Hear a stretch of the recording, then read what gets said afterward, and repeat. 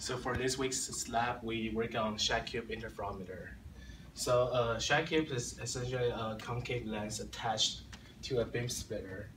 So when the laser beam comes in from the side, 4% of the beam will be reflected by the concave lens toward the viewing screen as a reference beam with no aberration.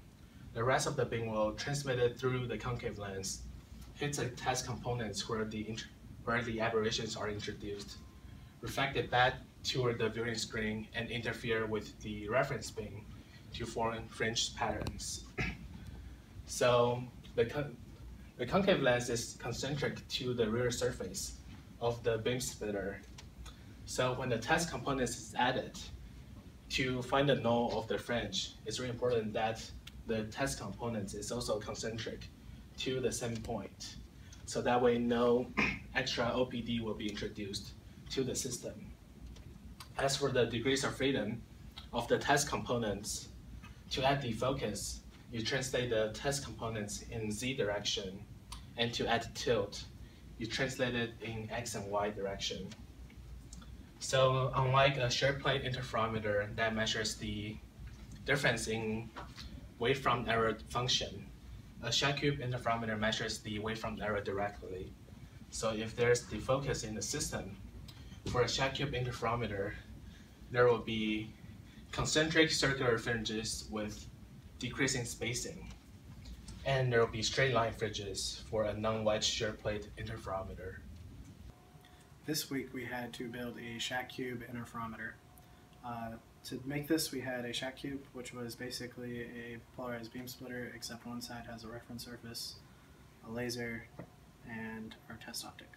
So our test optic goes on the same side as our reference surface, but in this case we had a mirror which creates a large amount of reflection coming off the mirror, so we had to place a beam splitter in between the beam splitter and the reference mirror. The case for this was to make sure that the brightness coming off the reference surface and the mirror were approximately the same, or else you wouldn't get very good fringes.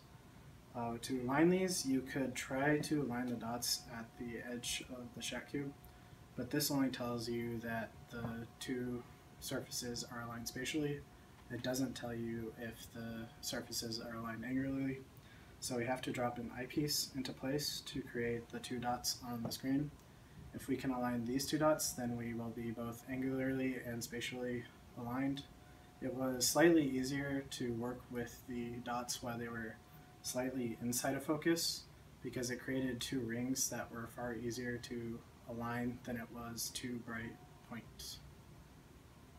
Our second test optic was a lens. We didn't have to have the polarizer in place for this one because we're getting the same 4% reflection off the surface of the lens as we were as the reference surface. These are the resulting interferograms for this week's Shack-Cube interferometer. This is right before we found our null of the test mirror. We were able to adjust the tip, tilt, and defocus to bring this into our null position. We see our interference pattern is centered, and we have this bright spot as center, and this is our first dark fringe that we see. Next, we added defocus to the system, and we noticed that the fringe spacing became more increased. We removed defocus and added tilt. Here we see the lines are linear and the number of fringes has increased, as well as this fringe spacing has decreased. Next, we incorporate both defocus and tilt into our system, resulting in this shifted defocus pattern with more fringes with decreased spacing. Next, we removed our test mirror and we replaced it with a reference mirror and added a polarizer in between this setup between the Shack-Cube and reference mirror. We achieved a similar null pattern, though we weren't able to have this null pattern nearly as good as our initial test mirror. And then we again did the same thing, adding defocus to the system, tilt to the system, defocus and tilt to the system. We saw that all of these patterns were very close to what we theoretically would predict.